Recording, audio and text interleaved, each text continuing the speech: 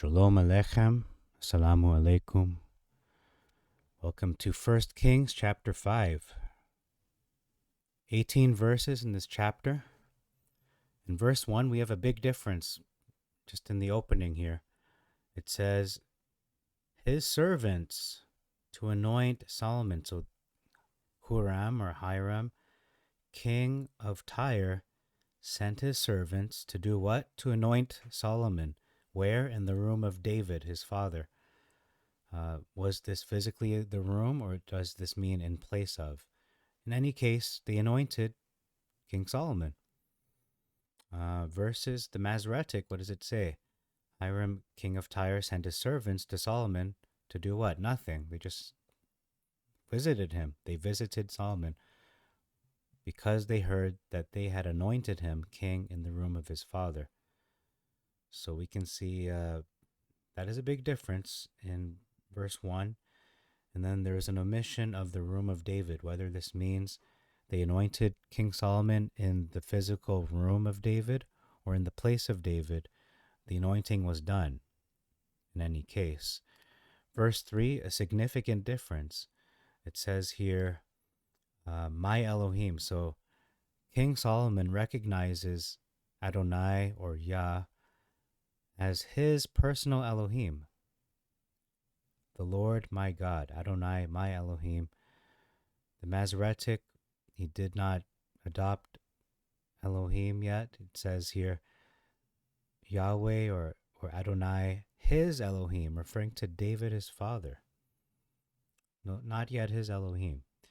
So that is a significant difference for me anyhow. Verse 4, there is no one plotting against me, and there is no evil trespass against me. The Masoretic reads like this, there is no, so that there is neither adversary or Satan or opponent, or evil occurrent, so evil happening, evil chance. So I would say the first part is relatively the same. No adversary, no one plotting against him, versus no evil trespass. It seems to be, my interpretation at this moment would be that he's blameless. There's no accusation or any flaw in terms of sin that is against him at this time. Okay, not so much an evil occurrence or an evil event, but just he hasn't committed anything and during his reign that has been perceived as a trespass or a transgression that is against his reputation and his moral standing.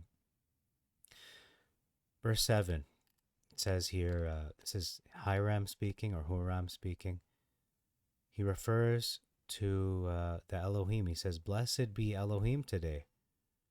Versus blessed be Adonai. He uses the name. In the Masoretic, I don't believe he used the name, not only because, I lean towards the Septuagint, but Hiram is the king of Tyre. He does not worship Adonai. He does not worship Yah. So he did not know the name, the proper name of Elohim, the Elohim of Israel.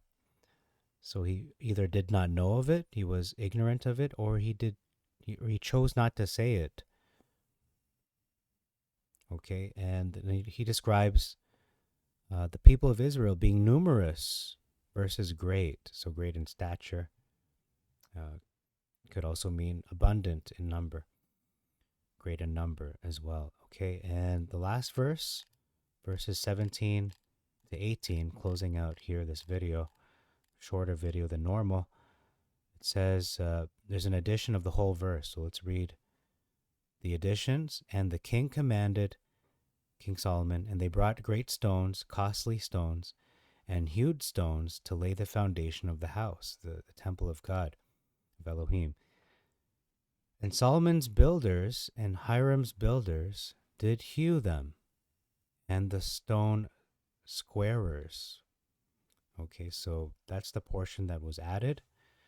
So that's all for this video. Again, a brief video. Thank you very much for your time. Until next time, I bid you all Shalom Aleichem, Yivarechecha Adonai V'yishmerecha, Salamu Alaikum, Wa Rahmatullahi Wa Barakatuh, Irini Mazisu, Pax Vobiscum. Peace be unto you. May the Lord bless you and keep you always. And Maranatha.